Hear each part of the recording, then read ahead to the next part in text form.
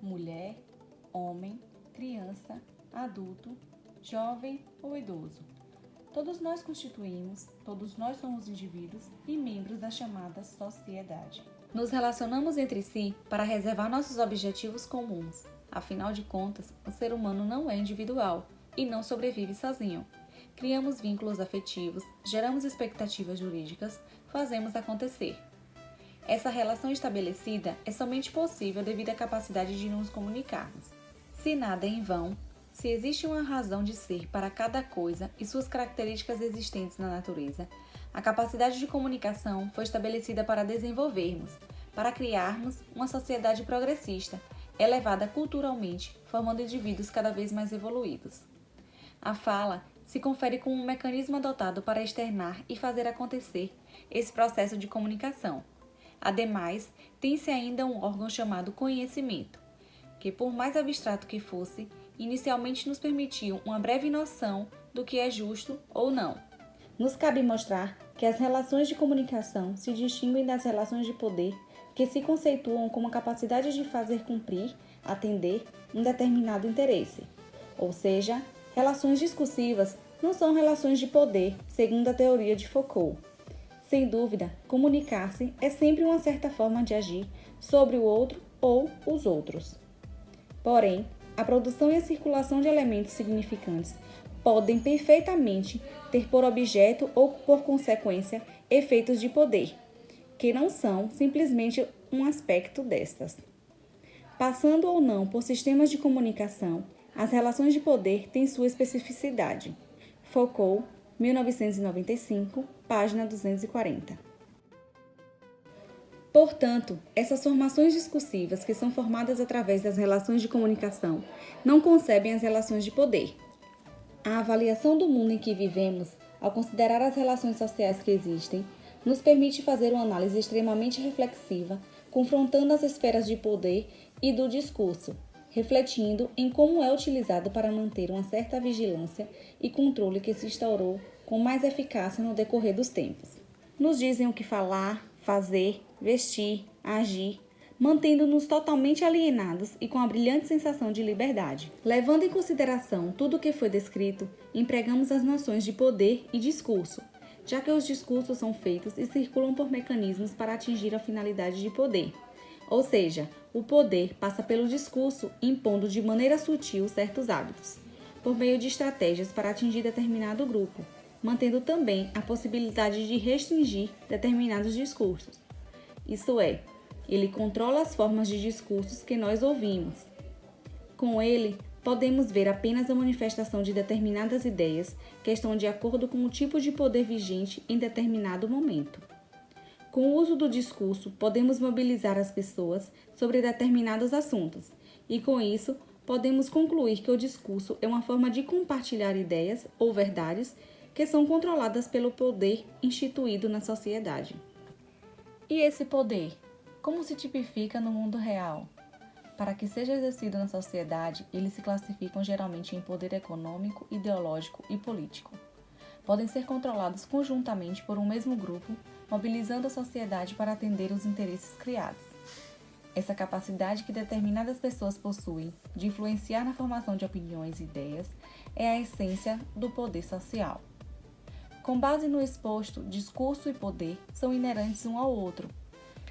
É a comunicação da vontade, tendo sua implicação efeito com a efetivação de vontade da parte dos receptores do discurso. De acordo com o filme abordado, toda a realidade parece firme. No momento em que encontramos no filme Matrix, lançado em 21 de maio de 1999, aqui no Brasil, e no documentário de Noam Chomsky, intitulado Requiem para um Sonho Americano, questões que se referem à relação de poder e discurso, pode-se construir um esquema conceitual que nos capacite a enfrentar e discutir a relação existente com a sociedade que vivemos atualmente. No filme Matrix, em seu início temos uma tentativa de guerra, mas como não tinha acesso à luz do sol, as máquinas não foram ligadas. Por isso, começaram a usar a energia do ser humano para ligar essas máquinas. No entanto, para que não perdessem a safra dos seres humanos, precisavam da criação da Matrix. Pois Matrix é um mundo real, gerado pelo computador, que tem por objetivo principal nos controlar, ou seja, é aquilo que você enxerga e pensa ser verdade, e ele pode estar em todo lugar.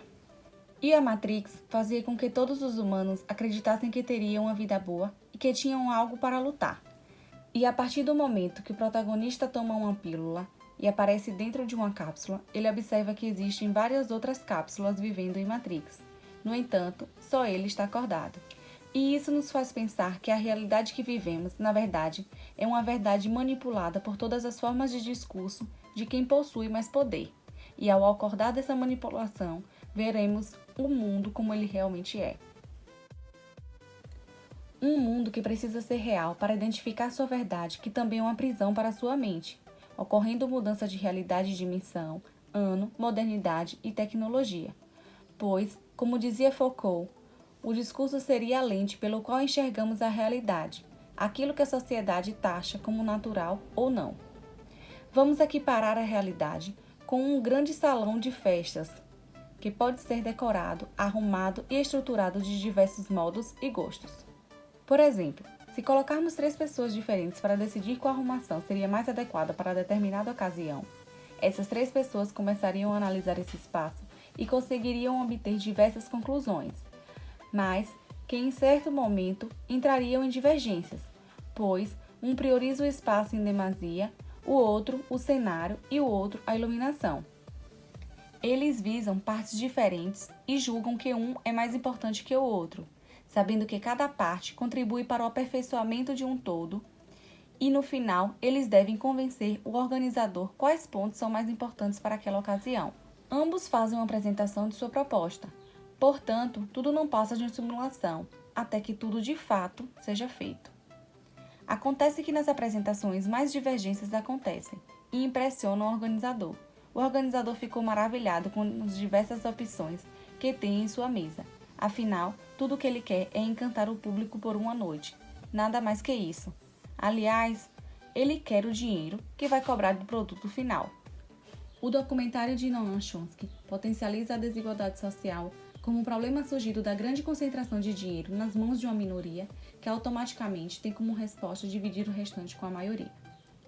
Quem detinha dinheiro detinha poder, pois, para exemplificar, consideremos o sistema político que exigia bastante dinheiro dos partidos políticos que recorriam às grandes corporações.